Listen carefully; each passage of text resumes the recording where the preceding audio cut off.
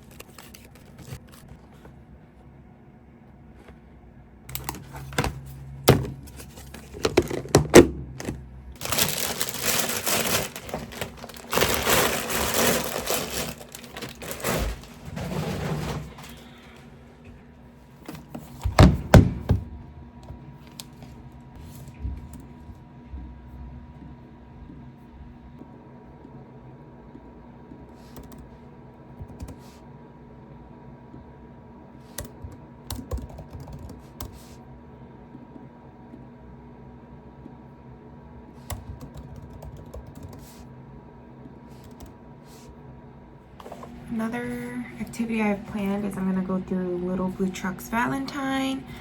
I printed out visuals to retell the story, and they're gonna be paired with my farm animals. So just put them all in here, and they're gonna give the matching cards to each animal as we go through the book. And then I found some other companion activities.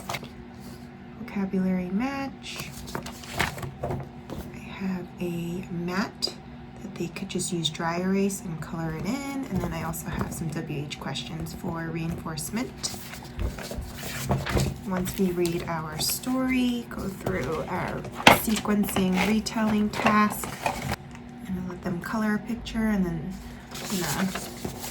put it up on my wall, and then they could add some heart stickers if they would like as well. Call it a day. With that being said, I'm gonna go greet my students, and I'll see you later.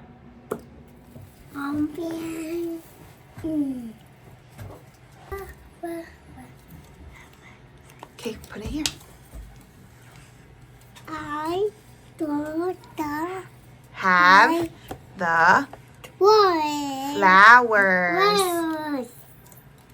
Uh-oh. There you go. Good. Look for the... What animal goes oink, oink, oink? I see pig, as big as me. Nice job finding the barn. And what kind of card did he get? Ready? Look at this card. What did he get? Mommy.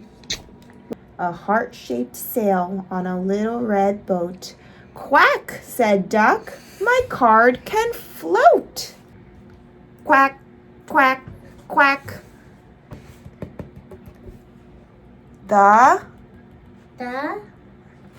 boat. Look here. Boat. Lips together. Lips together. Boat. Better. Show me boat.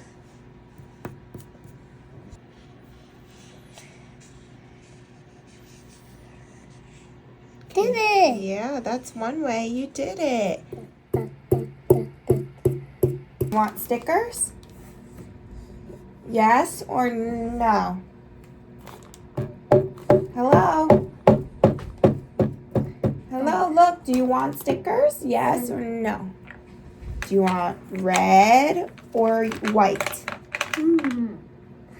This is red, Mommy. Red heart.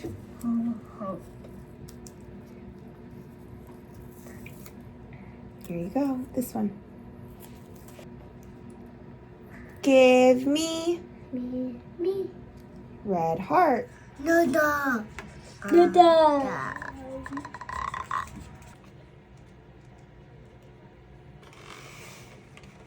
Go in the sheep. And then what card did they receive?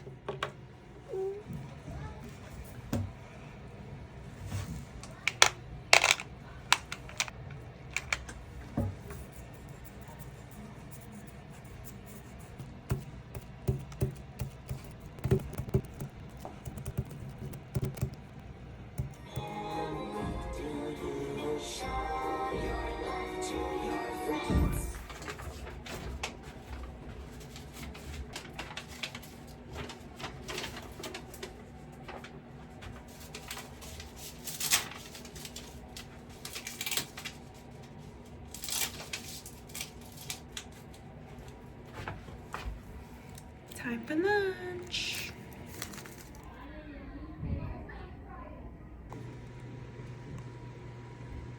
Okay, find another one.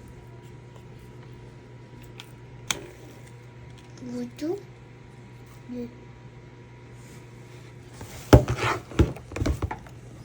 I Have. You tell me. Have have the. the What do you have? coach. Heart. Hot. Uh-oh. You missed the bin, silly goose. Okay, grab a picture. That's a good one. Ay, what do you have? What do you have? Coffee.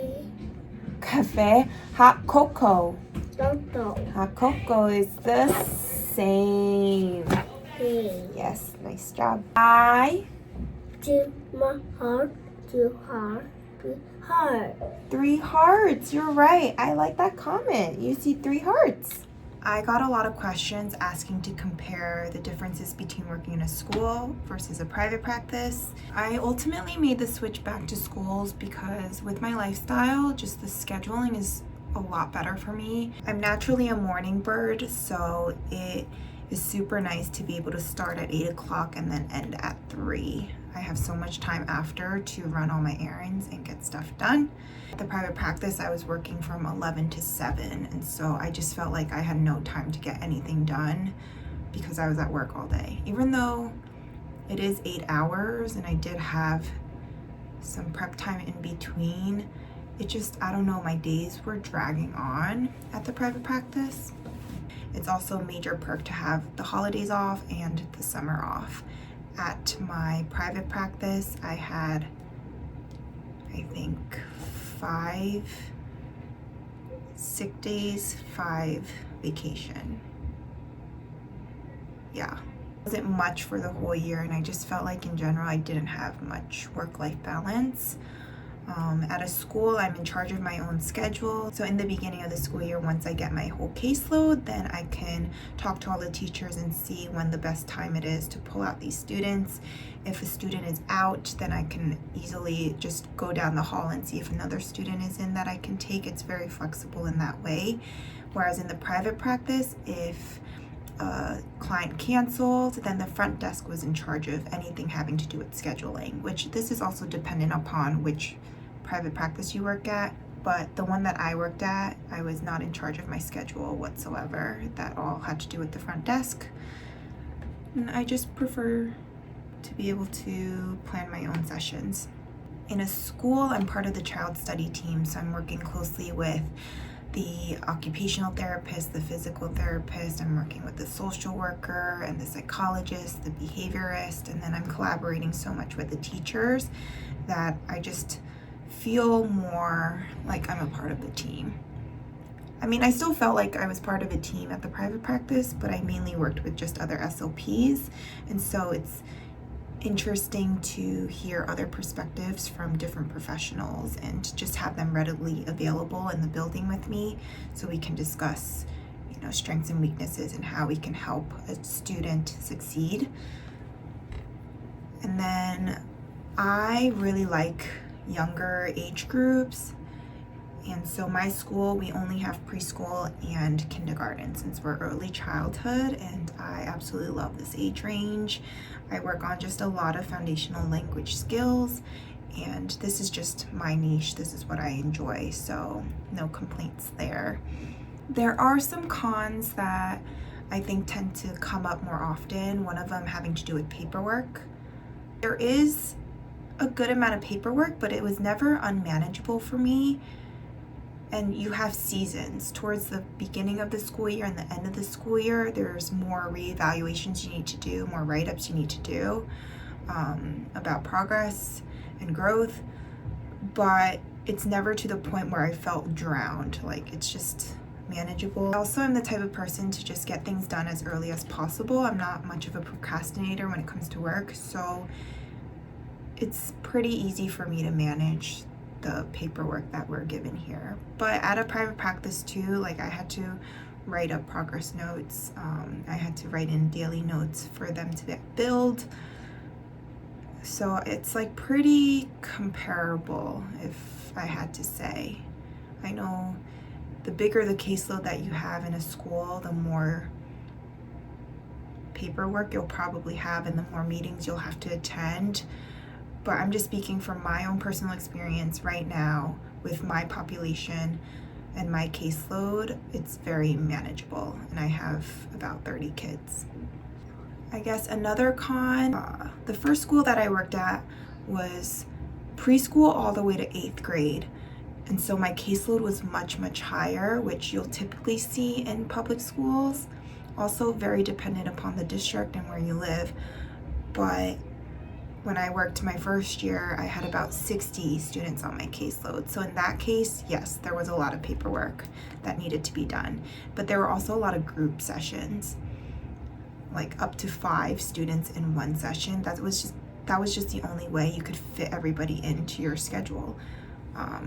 So if you don't like doing group sessions, then this might not be it for you. I still have group sessions, but I don't have more than 2 students in a group, thankfully. I think once it reaches 3 or more, it gets a little much, but I don't mind it, and it's fun working on the social skills with them. So it can be a con, but for me, it's not necessarily a con. However, before, when I was seeing groups of 5, I was like, there's nothing you can get done in those 30 minutes. I don't have to do lunch duty, but I don't really have other school responsibilities. I mean, I have to attend the faculty meetings. I do have to attend like parent-teacher conference nights, things like that. But yeah, I don't have to do lunch duty. So, I mean, I typically just come in, run through all my sessions, attend a meeting or 2 here and there, and then that's pretty much what my day is. So don't get me wrong, private practice though, I learned a lot, and you see a lot more different disorders. Like I think the first week that I worked there, I was exposed to every type of disorder. Yeah, I never worked with myofunctional, but I got to see that in the clinic, whereas here I don't work with that at all. So it just depends on what you like, what you prefer to work with, what kind of disorders you don't prefer to work with.